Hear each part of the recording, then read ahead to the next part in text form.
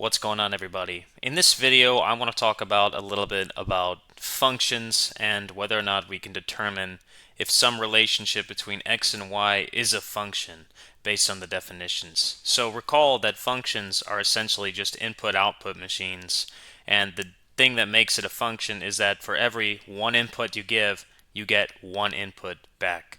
If you plug in one number, there isn't any sort of variation in the outputs that are going to come forth from plugging in that number. So we're going to use that fact to determine if different two variable equations can be classified as functions or not. In this first example, I've got 16x minus y to the fourth is equal to 0.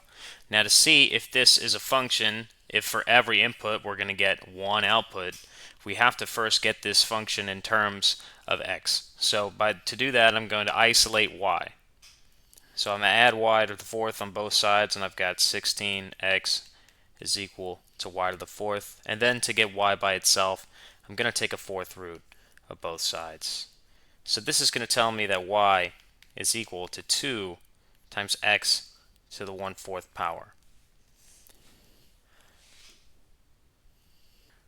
Another way that you can rewrite this is that y is equal to 2 times the fourth root of x.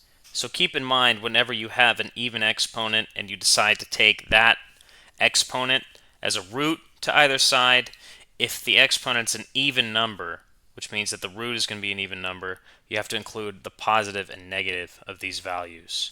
So what this tells me is that y, for any given value of x, can be the positive or the negative of this value, which means that you can have one input give you two different outputs. And this is against the cardinal sort of framework behind functions. You can only have one output for every input, but this violates that. We have two outputs for a given input with the plus and minus sign here. So this is not a function because of that plus and minus right there. So what about for this example? I have y is equal to the square root of 1 minus x. So in this case, you have a domain restriction in the real numbers in so much as the inside of the radical cannot be a negative number. So you do have a domain restriction that 1 minus x must be greater than or equal to 0. So x has to be greater than or equal to 1. So what this means is that the domain is restricted for x values that are greater than or equal to 1, but it doesn't necessarily mean that this thing is not a function. Because every time we plug in a specific x value, we get a specific y value out. And since we only get one output per input here, that means that this is a function.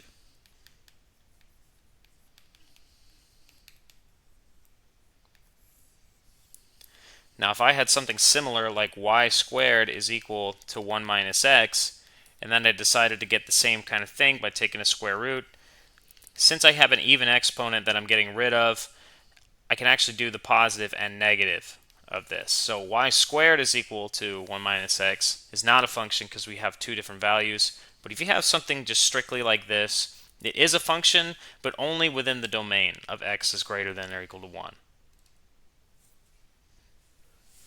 So what about this example? I have the absolute value of y is equal to x plus 2. So remember, the definition of the absolute value of y is going to give us two equations.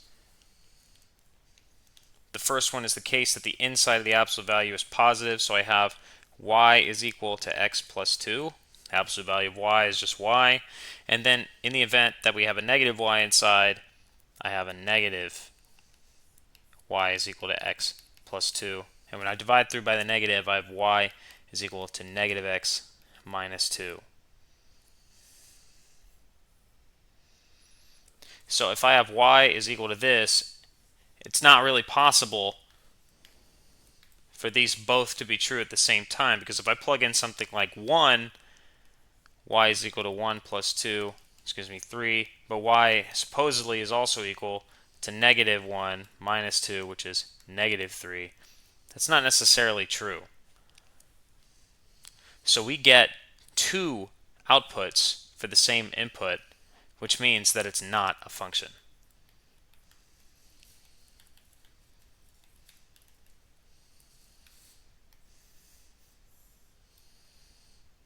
This video was helpful in determining which algebraic expressions or equations are functions and which ones are not. The ones that produce a single output for every input value are functions, and the one that output multiple values per input value are not functions. That's the main idea here. So I hope this video is helpful, and I'll see you guys for the next one. Take care, everybody.